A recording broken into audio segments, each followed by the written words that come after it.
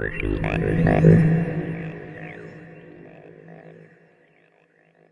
afternoon and welcome to AI in Healthcare, an exploration of practical perspectives and use cases, a health system CIO Media Inc. production sponsored by Hewlett Packard Enterprise and Intel. Just a little housekeeping before we get started. My name is Anthony Guerra. I'm the editor-in-chief of Health System CIO, and I'll be your moderator today. We're looking forward to your participation. You can send in your questions or comments in the Q&A box at any time, and we will take those later in the program. And we're going to do a one-question poll later in the event. We're going to get your responses and have our audience, have our panelists guess at the results before we reveal them. It's a lot of fun. Nice way to see the screen today. Click in the top center, get it into side-by-side mode. Then you can adjust the divider to get the slides and the video boxes the size you like. And it should say speaker view in the top right-hand corner. Just so you see how we're going to spend our time today. First, we're probably going to go about 40 minutes with our main panel discussion featuring Dr. Zafar Chaudry, SVP and CIO at Seattle Children's Hospital, Aalpen Patel, Dr. Aalpen Patel, Medical Director for Artificial Intelligence with the Geisinger and Steele Institute for Health Innovation, Zachi Attia, Co-Director of Artificial Intelligence and Cardiology at the Mayo Clinic, and Dr. Alex Medama, Healthcare and Life Sciences Chief Technologist with HPE. So that's quite a panel we've got for you today. Let's start off. Can you give us an overview of your organization and your role? Zafar? Good morning, everyone. I'm at Seattle Children's. Seattle Children's is a pediatric health system. We have 46 sites and we serve 4 states in the Pacific Northwest. So our primary focus is taking care of kids. Very good. Aalpen? So good morning, everyone, or good afternoon, I should say. This is Aalpen Patel. I am at Geyser Health, and I'm the chair of radiology as well as the medical director for artificial intelligence. Geisinger is an integrated healthcare delivery system that has 8 hospitals, a couple of research centers, our Steele Institute for Health Innovation, and an insurance company that allows us to focus on patients. It allows us to think differently and contain costs while taking better care of patients. Very good. Alex? Thanks, Anthony. Yeah, I'm Alex Medama. I'm with Hewlett Packard Enterprise. So we're one of the leading providers of computer infrastructure systems in the world. Very good. Zachi? Hi, and good morning, everyone. I'm from the Mayo Clinic, one of the biggest health systems in the middle of cornfields in Rochester, Minnesota. And I'm part of the cardiovascular department and co-directing the AI efforts. Very good. Thank you all for joining today. All right, let's get right into it. And Aalpen, let's start with you. How would you categorize your organization's interest in AI and the level of support for AI initiatives? So at my organization, there's a very high interest level in AI. We believe that AI is a tool that can improve care, just like any other tool. We have awareness and support for AI in an appropriate setting from our executive leadership and even frontline physicians. So, but we try to ask a few questions to begin with. One of them is how are we going to use this project or use this particular model to positively affect patient care and ultimately the outcomes while keeping the expenses in check. If we are wildly successful, so one of the first questions we ask, if you're wildly successful in getting the data that we need or the insights that we need, how are you going to change patient care? If you don't have that answer, then you got to go back and find that answer before we go ahead with modeling and so on. How will it integrate into the workflow? If you don't integrate it appropriately, that can actually affect negatively in the workflow.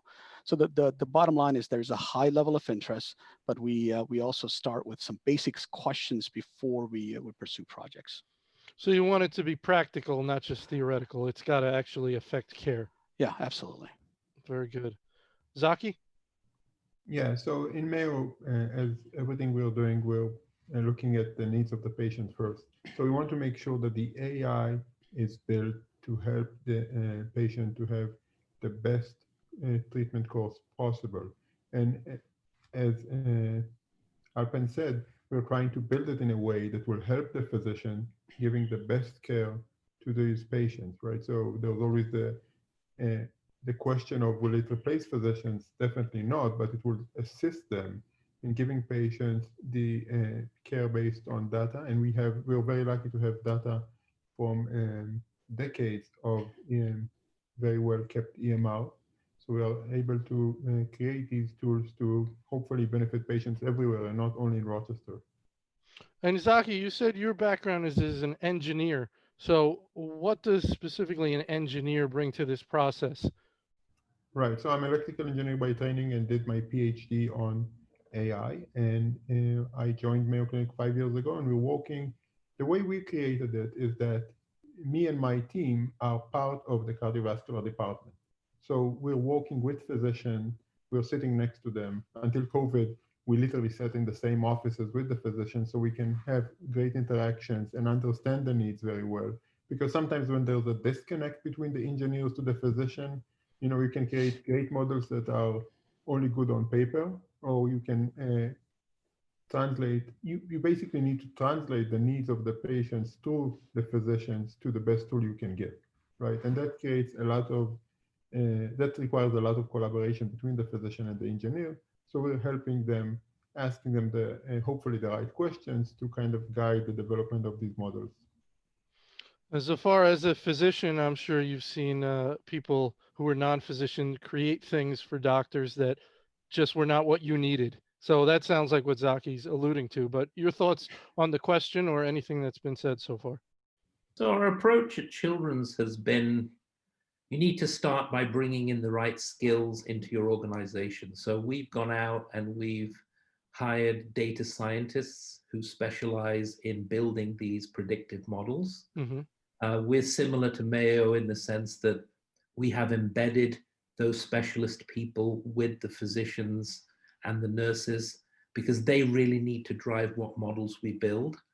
And we've embedded AI tools and predictive models in all facets of our operational business so that we can predict when we're going to have census spikes. We can predict when we have to cancel surgeries or not cancel them, what's the impact of COVID, flu, all in real time. So we use those data scientists to model what the physicians want us to do, and then we present those on dashboards in real time, refreshed almost every 30 seconds. So we've taken that approach of skills first and then the technology. Is that something you think generally applies, or is it more important in this area? I think you have to understand what the needs of the business are, and depending on whether that's the physician or that's the patient, right? And if you don't do that, then you do get into this model of technologists who build things that are of no use in the real world. And that's the shift, because it was never about buying the technology. The reality is you can partner with anyone and buy the tools to do this. It's whether or not it has real value to your business. Very good. Alex, your thoughts? Yeah, so at Hewlett Packard Enterprise, being that we're a technology company and not a healthcare provider, right? We look at it as sort of, we take a step back, right? And we look at AI as having the unique ability to really extract meaning from data. When you can define what the answer looks like, but not necessarily how to get there, right? So we look at AI as a way to amplify the human capabilities, right? And really turn this exponentially growing data into insight, action, and then value, right? So what we do is we provide tools, support, hardware, infrastructure that really allows the people, the panelists on this call, working with the data scientists, working with the physicians, really bring that all together. And from the data gathering at the edge, whether it's in the hospital where the patient is, bring that data together, make it available so that these AI models can be built and actionable data can be created and real action can be taken, whether it's on the clinical decision support side or where we see more commonly on the operational side of things, right? Mm-hmm. I think Go ahead. there's so much work to do that any single model of implementation or to creation is probably not going to work. If there are 100 projects we want to do, but we probably just won't have the bandwidth to do that. So do we do 50 and then partner with others to do the other 50? I think that's the other thing we got to keep in mind. Very interesting. Zafar, what are your thoughts on that? I apologize. Go ahead. No, kick it over to Zafar. Yeah, so I think what I've learned in this journey is that not only do you have to create the models with the right stakeholders, but do the stakeholders then understand the output of what you've created? Because I don't believe in creating models or using AI just to display information. You actually have to take positive action against what you see. And certainly what we've learned in our journey is that we also need a set of analysts in our team that can help explain what all of this means. And if you were to move the needle, what that would mean for that particular individual or that particular patient cohort or for our business in general. And so that's why it's a combination of the technology and the people and how you change the processes. Agree, absolutely. Sounds like very practical. We want to be practical about this. We want to hire the skills. We want to understand, have the ability to affect change, work with the physicians, and make sure we're solving real problems. Nobody wants to just be doing theoretical work that doesn't have practical uses. So, very good points made there. Zachi, let's start with you on this one. In what areas is your organization using AI, and what tools are you using? So the organization in general have departments, AI in almost every department now, radiology, cardiology, neurology, and so on.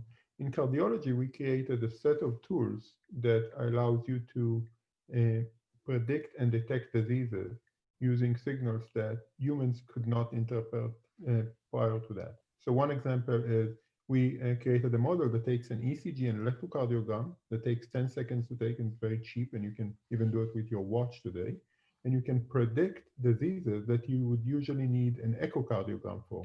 For example, low ejection fraction, aortic stenosis, and predict events that haven't occurred yet. For example, looking at normal sinus rhythm ECG and predicting AF, sorry. So the physician would look at it and say, the patient looks normal. The AI would say, yes, but he has AF, you just don't see it yet. The tools we're creating, we created our own framework, but it's based mostly on TensorFlow from Google and Keras. The greatest thing about AI is that all of these tools developed by these big companies are open source, and we can use them with our own data. So we take the tools in-house, and we don't need to get the data out. Everything stays inside the Mayo firewall, and create these software together with the physician. And the second part we've created is a way to serve them to physicians, right? So in a paper, it's very nice to have everything running on your computer, but eventually you would need to get the results to the physician. So we created a web-based dashboard, for example, so the physician can type in the patient clinic ID or get to it through the EMR and see all of the AI scores for that patient. What's his cardiac age? What is risk for low ejection fraction, and so on. And all of these tools are created in-house based on the tools that I mentioned. Very good, Zafar. So for model development, we use open source programming languages such as Python and R. For model deployment, we're using Databricks. For clinical function, we're partnered with FutureFlow RX. And in the clinical space, we use the AI tools to predict what's going to happen in the fall between COVID and flu, for example. How do we cancel less surgeries with early warning insights of gross census spikes?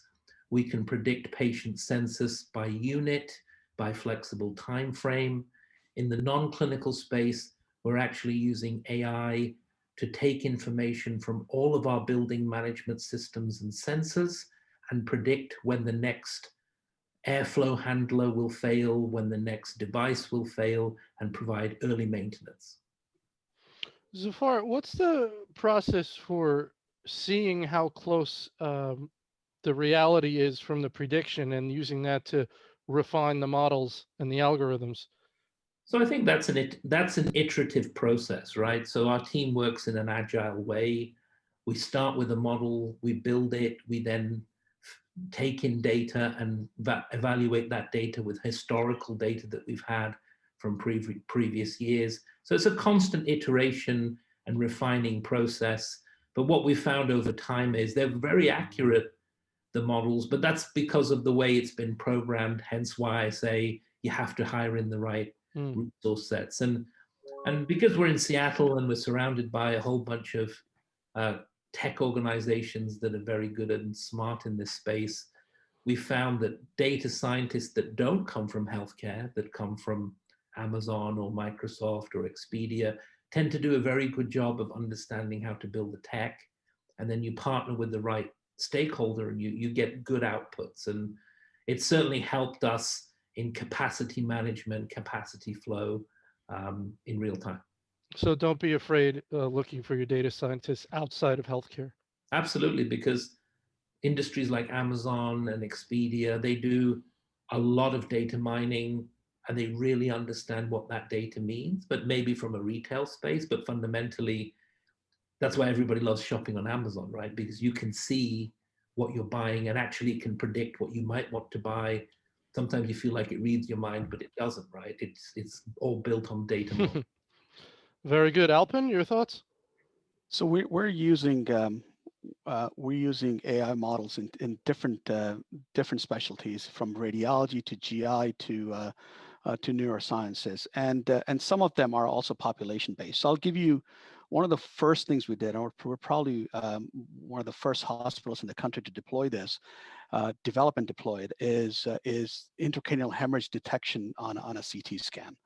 So probably about 5-6 years ago, we said we have 3 petabytes of data.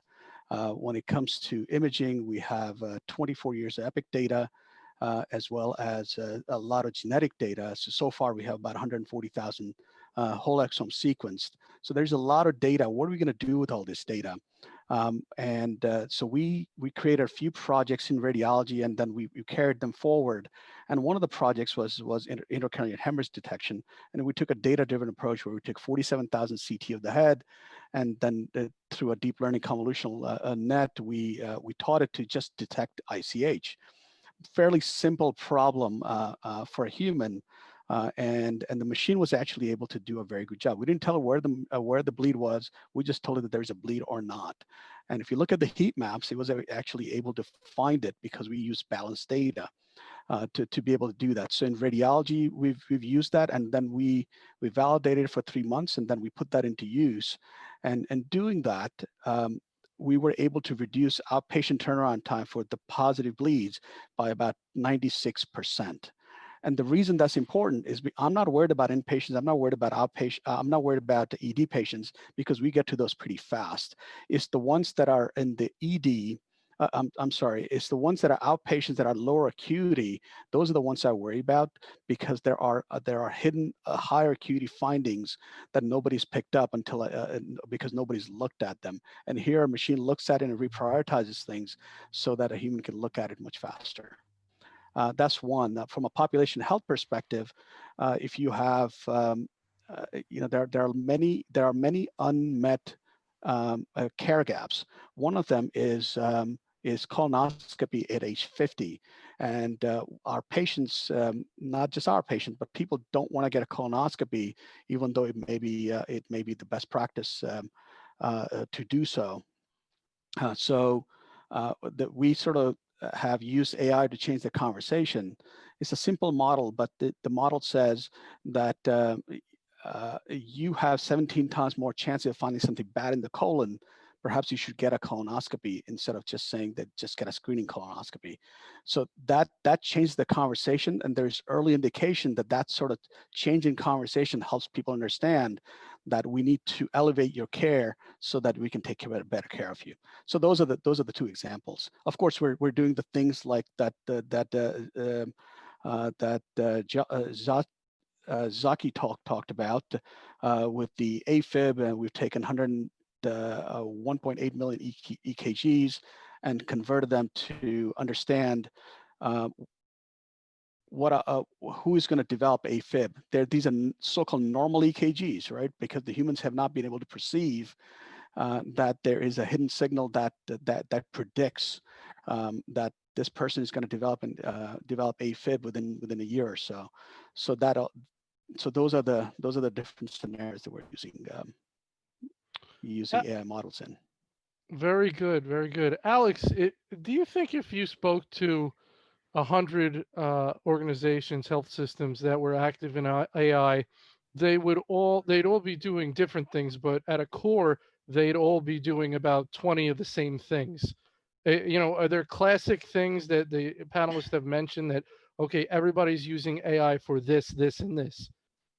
Yeah, so I think everybody's trying to get some sort of efficiency or try to get an improvement in some sort of aspect of what they're doing, right? So, we do a lot of AI work with a lot of different organizations, right? Some of them are healthcare organizations that are actually providers, but we also do a lot of work with government organizations and pharmaceutical and life sciences and research organizations as well, right? So that's where we sort of see a dichotomy of the work that's being done, right? Whereas in a health system like Mayo or Seattle Children's or Geisinger, right, the main focus there is how do we take better care of the patient directly, right? So we can improve our efficiencies, see more patients, decrease the amount of time a patient has to be treated or to be seen, and basically get more people through the system and get them through happier, right? A pharmaceutical company, their goal in AI might be, how can I try to get more drugs to market quicker, right? Or how can I reduce the side effect profile in a drug if I'm customizing a drug, right? How can I use an AI model to sort of do that, right? And if I'm a medical device manufacturer, for example, I think there we're going to see a lot of AI that's behind the scenes, right? So we're going to be at the point where AI is going to be everywhere, even though we don't see it, right? So if you're a manufacturer of portable radiology, portable x-rays, right? Your goal is to maybe make a device that will take better pictures using less radiation, right? So denoising algorithms that are going to be built into the devices themselves, right? So that you can get a clear picture and a properly positioned picture, right? The technician can do that automatically because the AI, the inference built into the machine will clean up that picture and guide the technician into proper positioning. We're going to see that in MRIs and CTs as well, right? How do we decrease the time that it takes that a patient's inside the MRI scanner? So from 40 minutes down to 10 minutes. So you're going to be able to double your throughput of your MRI machines, for example, right? So lots of different areas where AI is going to be used that's not directly related to the direct patient care, right? And Dr. Chaudry mentioned facilities, right? So predictive analytics or models for predictive analytics of equipment. We do a lot of work with that in the industrial IoT space, in factories and manufacturing lines that really they can't afford the downtime, right? So they try to use AI and predictive modeling to see when a machine is going to fail and divert to a different manufacturing line, for example, so that they could do maintenance on one while the other one continues running. And we're beginning to do that with our equipment currently, so that our equipment, especially our Siemens assets, are all monitored, and the events are monitored, and it will trigger. If a tube is going to fail in 3 days, it will tell us that tube is going to fail in 3 days, so you can do a preventative maintenance as opposed to having unplanned downtime. So that space is really going to explode.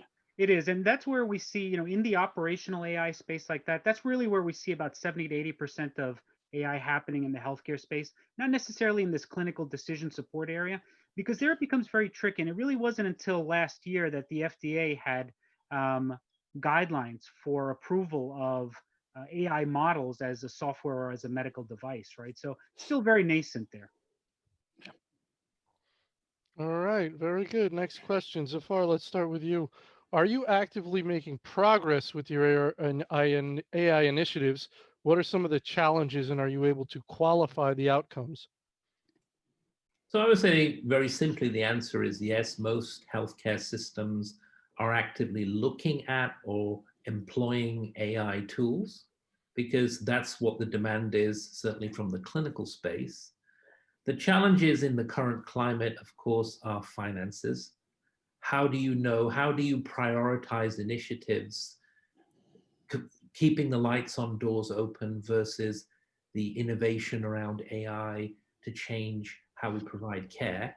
And at the same time, maybe we need to spend more time employing these AI tools, algorithms in effect, on how we improve the cost of delivering healthcare. Because what we've certainly learned from COVID is post-COVID, we are still very, very expensive in delivering pediatric care. And how do we reduce those costs? Outcomes, yeah, we can qualify the outcomes based on the models that we've already implemented.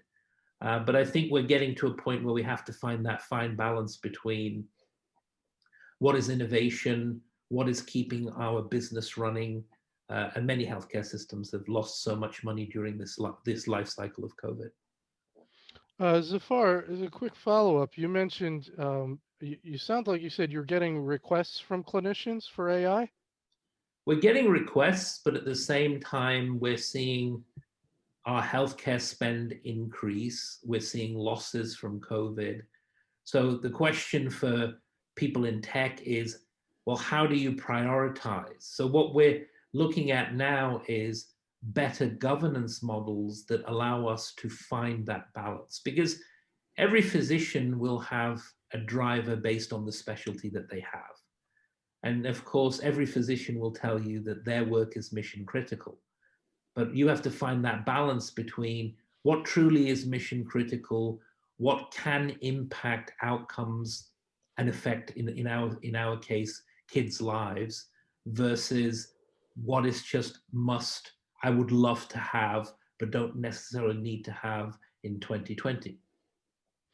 Yeah, it's fascinating, the better governance, because when you have so many things you want to do, and the more the budget shrinks, the more that governance has to be sharp, right? Because you've got less and less things that can be done. So those are excellent points. Aalpen, your thoughts on the question? So I think, yeah, the answer is yes. We are making progress with our AI initiatives, and some of the examples I gave you. What are the challenges? There are so many, right? So one of them is governance, like Zafar was alluding to. So one of the things we've done is that we have a steering committee, which I co-chair with our Chief Data Informatics Officer, David Chaudry. And the members of the committee are clinical leaders, as well as executive leaders, from CFO to CMO to Chief Innovation Officer. So what that does is gives us guidance from a system perspective, which direction we want to go in. And I think that is really helpful. And perhaps say that this, or perhaps even that which direction we don't want to go in. And I think that has been really helpful. The second challenge that I see, there is shortage of, perhaps not in Seattle because you guys are tech rich, but certainly elsewhere in the country, there's shortage of data scientists, and there's shortage of folks who can do some of these analytics. So education is going to be the key. So we're building systems to not only educate our healthcare providers to be aware of data science, but also to make sure that those who are interested in data science, those who are interested in AI, have platforms to learn and experiment and create that enthusiasm and intuitive understanding from the very beginning. So that's the education and future data scientists and future workforce is the second challenge. And the third is an eternal challenge, is data itself. Garbage in, garbage out, and in many cases, bias in, bias out, right? So how does one understand biases? How does one understand clean the data? Because you've seen, and all of us have seen this, you have this biased data set generated by humans with internal human biases. You feed it to this perfect model that's designed to be very accurate. So by design, you're introducing biases and teaching this model, and then you say, well, the model is biased. It's not the model that's necessarily biased. It's the data that are biased that is teaching the model the wrong things. And I think so I don't, majority of what we do is data cleansing and not necessarily the modeling itself, right? So those are the challenges that I see. And for the panel, a question to you is that how do we cleanse the data from a bias perspective? Do we need to introduce synthetic data in it to prevent or to course correct the biases? Do we go forward and say that instead of adjusting the weights, you fix the weights, and then if you know the outcome to predict what the input should be? So all of those things which sort of go through my head, trying to correct the data, because ultimately that's going to be our biggest challenge. Well, Historical let's biases. put that to the panel. Let's put that to the panel. Zachi, your thoughts on biases and Yeah, cleansing data? Aalpen hit the nail by its head. It's assumed that about 80 to 85% of a data scientist's time is actually cleaning the data set. And that's also the part that data scientists like the least, of course, right? The modeling part is the fun part, but it's never really the one thing that makes the difference, right? If you have a good data set and the signal is there, an AI model would be able to pick it up. Now, AI models are great in picking up patterns. So if you have a bias, it's by definition a pattern, and it will find that. And while we need to be cautious when we train these models, I think that as long as we do very robust validation, we can be okay with it. Because just going back to the example of the ejection fraction, we took the same model and we were worried, right? 95% of Minnesota residents are white. So we wanted to make sure it works with other groups as well. So we took the same model and tested it on thousands of patients from different races and ethnicities, and made sure that the accuracy level and the AUC of the civil operating characteristics stays the same. So as long as we validate the model on external data set and see that it works on them, and while even if the bias was there, it didn't transform to the decision, I think that's okay. We do need to spend a lot of time on trying to make sure that the implicit bias won't affect patients before we use them in practice. But as long as we do studies to validate it, and maybe FDA will make it part of the regulation process, right? Show that it works not only on the cohort we created it on, but also on a sample cohort with different races, ethnicities, sexes, ages, and so on. I think that's something that can be solved. Zafar, it sounds like so many of the conversations I have on different topics boil down to data quality. You know, all the stuff you want to do with it is great, but you have to have good data. So your thoughts on Alpen's question? So it's around training. We have to do a better job of training the people that are inputting the data in the first place, right? We need more collaboration across organizations, because what I see here is all these health systems out there developing all these tools, testing all these tools, but there's no cross-pollination, right? So I'm spending that money developing these tools, applying those tools to my data cohort, my span of patients. Somebody else in another part of the country is doing on a different span of patients. And I think this is where the vendors come in, right? We need a standardization collaboration model to rinse and repeat exactly what's being created. Because if we keep innovating individually, we'll never get to a standardized model, and we would have spent 15 times what we should have to get to the same answer. And what we need is we need the vendors to be the broker in the middle, us create these tools, put them into a central repository, which can then be applied to different patient cohorts to see whether the model works. Does it work in the Western US? Does it work in the Eastern US? Does it work in China? Does it work in Europe? We're not doing that. Everybody's spending their own pot of money trying to innovate this stuff when actually we could centralize it. At the same time, the vendors that help us create data, the electronic health record system vendors, etc., they need to play more fairly. They need to interoperate the data more clearly and adhere to standards.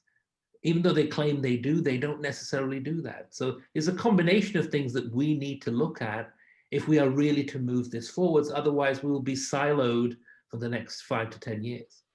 Do you think the interoperability regs that have, you know, or I think they were just delayed, information blocking, everything they're trying to do, do you see that helping to create the vision that you've got? I think that that's a positive move forwards, but we always seem to move and then take a step back. Mm-hmm. So you know, when we should just be enforcing that, we're like, oh, well, we're going to have to delay that, or we're going to have to, or we can't do that because somebody's lobbied somebody else to make that change, right? It should just be the edict that the patient's data is important, and me getting my patient data from Children's to Geisinger to Mayo should be a seamless process without any roadblocks. And it sounds like you're talking. It sounds like you're talking about almost an open source vision of when a health system comes up with something, innovates in a way, put it out there for everyone to pull from. But you're saying the vendors you could see doing that, but they're just going to be able to do it at best with their customers. Your vision maybe could be even grander, which is somehow it goes out in an open source type thing where not just the vendors, but anyone can grab it from this place somewhere in the cyberspace. We should, because aren't we all trying to achieve the same goal? I'm trying to make my kids healthier. I know other health systems are trying to get their adults healthier.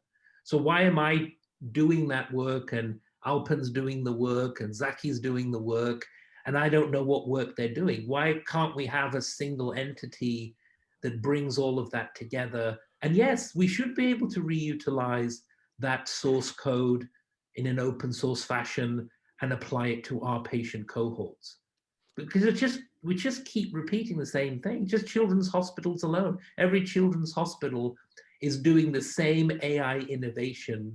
It's great for vendors, right? Because we keep paying the vendors 17 times over for the same thing. But don't you think that that's not right for the patient? So I think this is time to change the model and say, if you are building a tool that will impact someone's life and improve the outcome of their life, that should be freely available once it's created. So Alex, let me bring you in here. This is all very interesting, but it comes down to the nature of healthcare in the United States, right? Because even though we have nonprofit entities, essentially they're competing against each other. So, organizations are competing for patients, right? So you have a level of competition, and that mucks everything up, right? It does. Now, we're an international organization, right? So we have views into healthcare systems throughout the world, right? So the problem stated here is common throughout the world, right? Because the data sets are all in these different silos, right? And you may create a standard model, but you must feed it data to improve that model, right? And one of the things that we're looking at is the concept of federated machine learning, right? So that the data doesn't have to move from silo to silo, right? But the machine learning algorithm can move from silo to silo, thus improving itself on the data that's available in that location, right? So the data stays in place, but the machine learning model can move from place to place. Now, everybody has to agree to this concept, right? So let's take the three organizations that are represented here: Seattle Children's, Mayo, and Geisinger. These three organizations can decide, okay, we're going to be part of this shared machine learning model where all our data, it will remain in place, right? But the same model can be shared across us, because diseases that I may see, or conditions or data that I may have here, you may not have where you are, right? So Dr. Attia mentioned the 95% of his local patient population is Caucasian, right? Whereas perhaps, you could have a patient population in Southeast Asia that's drastically different, right? So can we share that model with the data remaining in place and improve that model overall, so that what I learn in Southeast Asia, I can take advantage of in Seattle or in Rochester, Minnesota, or in central Pennsylvania, right? So that's one of the things that we're looking at. Now, standard, you must have a standard system in place also, right? I mean, that's outside of really our control at an organization like HPE, right? But standards like FHIR, or whatever the case may be, right? Interoperability standards, those should be in place as well. But until then, we can use these federated learning models. Now, there's a lot of federated learning models out there. Google has one. We have our own, which we call swarm learning. I'm happy to talk about that to anybody if they're interested. But really, we see that as a way to sort of get around some of these issues and really move the needle forward. Aalpen, you want to weigh in on any of that? Yeah, no, I think federated models are the dream, and hopefully we get there one of these days. But it really gives us so much flexibility, like what Alex was talking about. but Southeast Asian population. So if you can generalize a model and then apply it to a particular population, the performance may not be as good. But if you can train it on, if you have more homogeneous population, then train it on that homogeneous population, maybe the performance improves. So it gives you the flexibility and also take away some of the biases. So perhaps, so I'll give you an example. If you were to trying to predict who's going to get diabetes, and if you train on United States, weight and obesity is going to be one of the largest variables involved. But if you take that data to South Asia, where there are actually people with type 2 diabetes who are not as obese, that may not apply well because the population is different, and so the federated model is always a good one. The challenging part is who's gonna do it.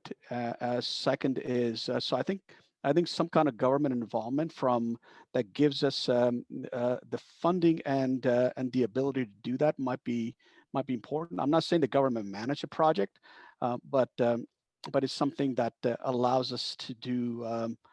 That the funding is a thing that's going to be very important. Then the second is debate and guidance on secondary use of data, because right now that's being played out in the court. And I think that's something that really needs to be debated and understand what the implications are. So it's when you look at University of Chicago and Google, those relationships that are being played out in court is something that we need to understand better, so that the rest of us have better guidance. Zachi, anything you want to add? I think federated learning is probably the way to go when you want to share data. I'm not a fan of just open sourcing everything we have, because there are eventually a lot of personal information in there. And while we're trying to share data for the good of humanity, someone might try to use it against it, right? And you're not immune to that. Although I think there are challenges there too, right? If you were to federate CT, or even there are certain data sharing that is problematic, even if you de-identify things, because there is no real true de-identification. If you do a head CT data, and if you share the data, you have the person's face when you reconstruct it, and you can do facial recognition algorithms, and identify who that person is. So I think that's the other thing we gotta keep in mind as we try to share data. Well, that's one of the benefits of a Yeah. distributed machine learning model, right? That Sure. the data does not get shared, right? The Yeah. data stays. You don't need to de-identify it. You don't need to do anything out of the ordinary. It just stays in your location, right? And the machine learning model gets trained on that, and Yep. then the learnings from there, the inference from there, gets passed on to the higher level model. That the model itself becomes shared with other people. Absolutely, agree. But even if you don't, I mean, what I'm trying to get at is even if you don't share the data because of all the legal challenges and security rules, the models that we build could be shared and we could apply that to our own data. And that's not happening either, right? Because of all these health systems creating hundreds of different models that I don't have insight into, just as much as you don't know what models I'm creating. I don't know what models Mayo is creating, but if I could access those models and apply them to my data, it would benefit my patient population. Or I can start from scratch and build the exact same models over the next 3 years at a huge cost, which would then delay that benefit for my patient group. Zafar, it's almost like a vision of a donation. You create the algorithm and then you donate it, or you make it, you put it out there for anyone to use. Yeah, I mean, it's a concept that's used with other software tools, right? Right. And so why wouldn't we do that if it's going to benefit someone's life, right? We have to start determining in this country how we commoditize people's lives. And what I'm seeing a lot of is we spend a lot of money trying to commoditize people's lives.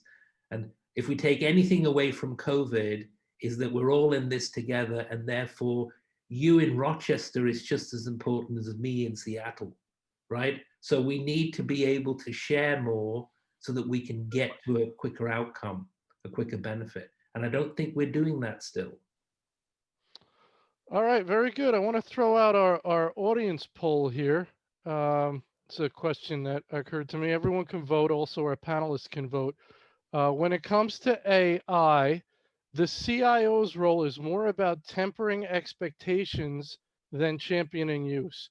So, what do we think CIOs are having to do out there? Zafar, I'm actually I want to get your feedback on this. Is it more about tempering expectations or championing use? What are you find yourself I doing think it's more? I think it's a balance between the two. My responsibility is to, yes, be the champion, but at the same time, make sure that people aren't over expecting what they can actually achieve. I mean, the term artificial intelligence itself is somewhat incorrect, right? Because is it really artificial intelligence, or is it a bunch of smart humans creating algorithms that we then put into a computer system? So I think we need to, CIOs have to balance that job on a day in, day out basis. I don't think there's a clear cut answer to this question. All right. Well, we'll take a look at that in a moment. I want to get to our Ask a Co-panelist. Alex, I want to give you an opportunity to ask your co-panelist a question. Yeah, really, very basic question, and really to everybody on the panel, right? If there's one technology in AI that you wish you could have right now, what would that be? Zachi? How do you make sure your model is always up to date?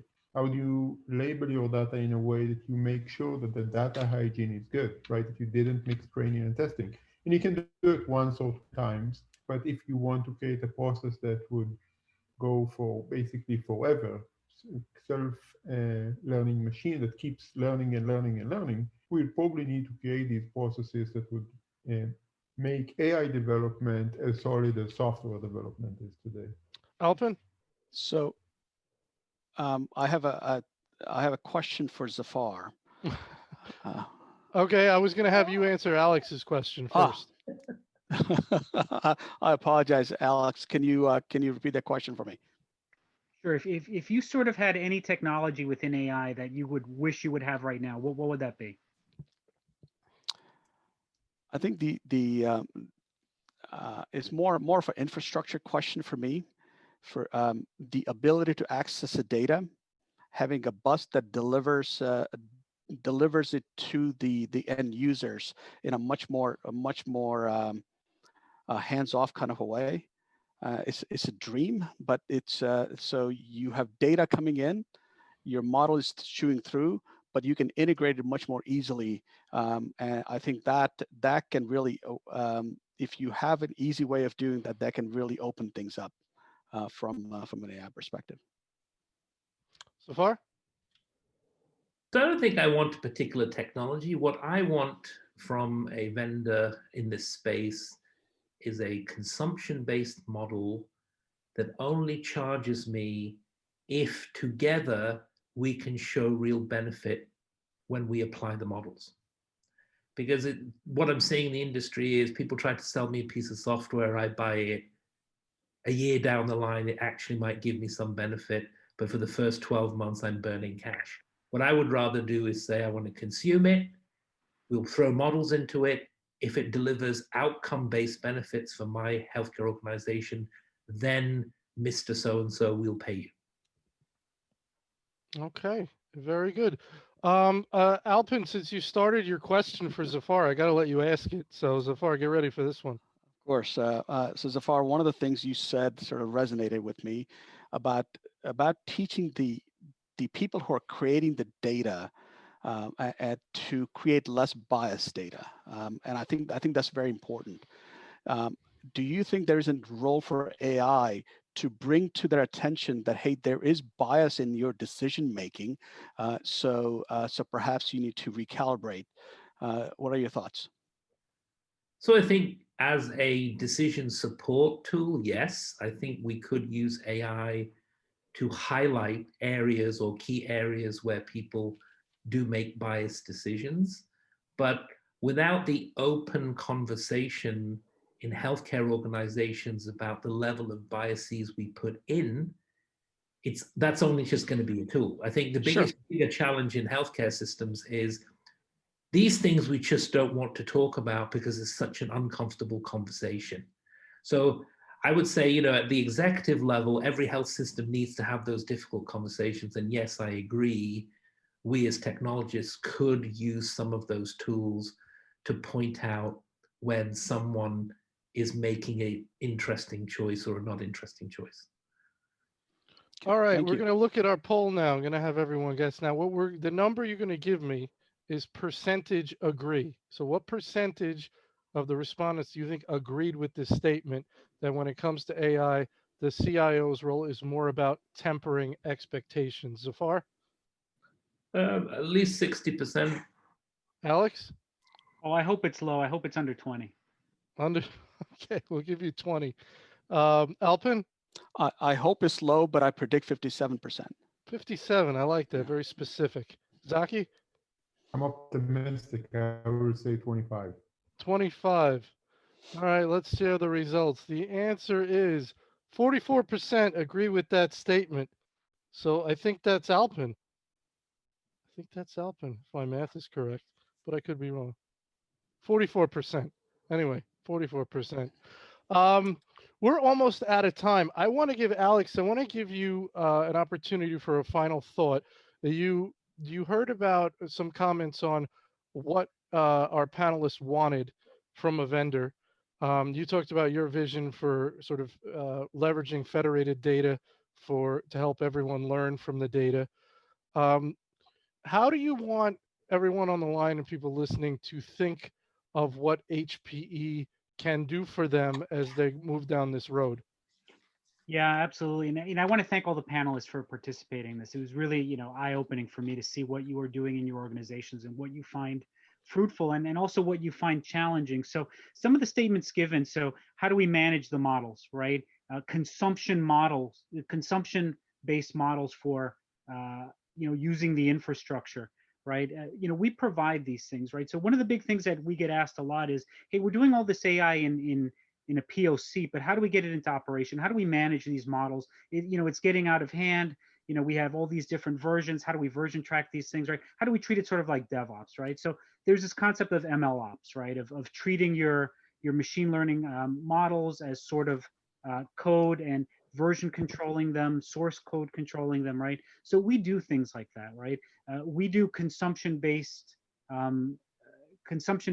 as a service for everything, right? So we have AI as a service products and services that we offer, right? So while we are not a healthcare company, we're here to really empower you to use your data, apply models to that data, get it out in production, whether it's an edge-based deployment in a private cloud or in the public cloud, right? How do you bring that all together? And how do we serve that up in this consumption-based model? So, I encourage, all the panelists and everyone out there, that's listening to this webinar to feel free to, you could reach out to myself or reach out to your local HPE account manager, and we'll be happy to help you really, try to harness that data and really get some meaningful insight out of it.